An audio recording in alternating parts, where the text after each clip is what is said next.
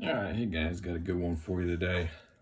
It's a lot as usual, so hopefully you can follow along. I'll probably call this one Islam, the Land Beast, and the Phoenix Bird, and maybe money or currency. I might throw that in there in 666, who knows. So last time we we're talking about the Land Beast mentioned in the Quran, which basically is considered a good thing that will speak, right? Now, if we keep doing a little bit more reading on it, it's going to, we talked about this last time, talked about the head of a bull. It keeps on, really we only care about the head. Bull and tail is like a ram. Okay, so, because it just throws in all these other ones. So let's just cut the BS and go A to Z. Bull and ram. Well, that bull is Ephraim, the ox, right? The 10 tribes. And ram is the, well, you could say in Daniel 8, it's the Persian, like the Persian ram, right? Or the land beast that speaks like a lamb with the 2 horns, looks like a lamb, speaks like a dragon, right? So obviously, even in Islamic lore, they're saying it's the bull, okay? Or the 10. Now, and it's going to give, and like I said, to them it's a good thing because it will emerge. You'll have a rod of Moses, that's the Sunday law, fake 10 commandments in the ring of Solomon, right? We talked about that last time. So anyway, basically, it goes on to say it will stamp believe. So it is given a mark of the beast, guys. It's stamping believer between the eyes or a non-believer or unbeliever between the eyes. So it's giving you one or the other. Okay, guys. So now, last time, I don't know if I mentioned this, but we got to really understand what the Khazars are. And that is, we talked about, really, my other videos talked about how Gog and Magog, blue, that's the Japheth line. Media, remember in Ezekiel 38 and 40, maybe 39, it's talking about the apocalypse of Gog and Magog, and it lists with Persia, and that was the death decree, Esther, all that. But what's going on is, and we mentioned the White and Black Sea, and those are the 2 pillars of, you could just say Jachin and Boaz again, it's all the same, or the checkerboard, right? And in Islamic apocalyptic end time lore, you've got the Catholics coming in from the north, where you had the Muslims coming up from the south, and there was this tribe or group of people in between the two. And they're now known as the Khazars, and basically they're faced with forced conversion to one or the other religion, either black or white, Catholic or Muslim, right? Day or night. So they chose, and if they converted to one or the other, they'd basically be the meat shield right in between here. So instead of converting to one or the other, they converted to Khazar, or to Judaism, supposedly. And this is the modern Judaism now, because you hear all about that in the war in Ukraine. It's all about like the who's the little midget guy, Zelensky, I think, is Jewish, right? You hear it's not real Jewish, guys. It's this kind of Jewish mysticism, or the Seal of Solomon, or the Star of David. It's all stemming from that. Okay, guys. So going back to the remember we were talking about, it says the head is like the bull. Okay, head is like a bull and the tail is a ram. Okay, so I mean in Revelation 13, like I said, that's where you can look up more on the Land Beast. I think most people watching this know all about that.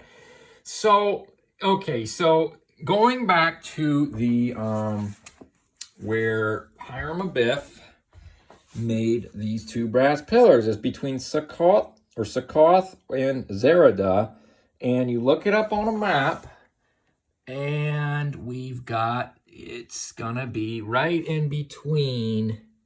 So Soccoth is right there, and Zeradah is right there. So this is Ephraim, guys. Soccoth, that's basically the Jewish was namesake. I think the first Soccoth they ever might have been there, but either way, that the namesake is the Feast of Booths, guys. That is after the Day of Atonement. So what's going on is, and then obviously Zeradah, that's an Ephraim. What's that? That's the 10 northern tribes, or the bull, Ephraim, okay? So now we're starting to paint a picture is, because it's kind of a strange thing. Why do you think the Bible would even mention where this Hiram Abiff guy was forging these brass pillars? So you start to understand, though, guys, Soccoth happens after when? After the Day of Atonement. So between the Day of Atonement, or around there, and the Zerodot, which is just basically we're in Ephraim.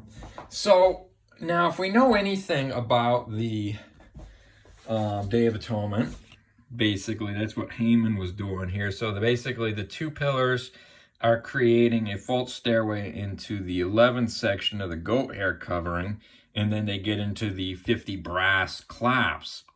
And then to jump over that, they're going to do the quote-unquote Day of Atonement. So they're going to do a Day of Atonement too, and that is synonymous with the death decree in Esther. You see that? It makes sense? So basically, that's where you start to see that these two, because that's what Esther was, except it was reversed last minute, was, again, what happened in Esther was the ram from Daniel 8, or the land beast, and Haman wanted to merge church and state together to get rid of the Jews. Okay, Mordecai didn't want to bow down. So he was forcing, Haman or Mordecai to break one of the 10 commandments by bowing down to him. So again, so basically you could say Haman had the rod of Moses. Okay, because he's administering their own death decree in Persia at the time. And we already said from earlier videos, you could put that right up there with Gog and Magog, right? So that's kind of what's going on with all that concept, because I was thinking from my previous notes I've been going over is you've got what's called, I would call, again, so it's the merger of the king of the north and the king of the south, or brass and iron, okay, guys? And I would say that Islam, to summarize it, is the alchemy of silver, whereas Catholicism, again, this is the fake silver. So it's the fake feminine. And Catholicism or modern Christianity would be the alchemy of gold or brass, fool's gold, right? So if you watch the, again, the movie Raiders of, Indiana Jones and the Last Crusade, well, what's going on is, remember, the Holy Grail was found in the crescent moon, or the crescent canyon, and that's where Petra was, and Petra was the home of Esau. So in Genesis 28:9, you had the merger of Esau plus the 12, or he married into the line of Ishmael. So it was Esau the red, the hairy one, the shag. And remember, guys, in Esther, Haman was a descendant of Esau. Interesting. So he's marrying into Ishmael. So the north of the male, because that was all about remember the movie Da Vinci Code? That's all they talked about. It's a stupid chalice thing. Basically, they're just describing when the two come together. So it's the fake male, or the fake, and that's why you have 33 degrees, guys. What they're doing is they're becoming their own. Because what is the morning star in the Bible? It's Venus, and that's the 5 petals. It's masculine. Venus is masculine, but either way, it's brass and alchemy. And what's going on is the morning star. You can see it right here, guys. See that? The 5, and then so the moon is obviously the womb, and then that 5-point star is the morning star rising in your heart. Is instead of accepting the true Messiah, the true male, because everyone in the kingdom of heaven is female, aka the woman in Revelation had the moon on her feet with the garland of 12 stars.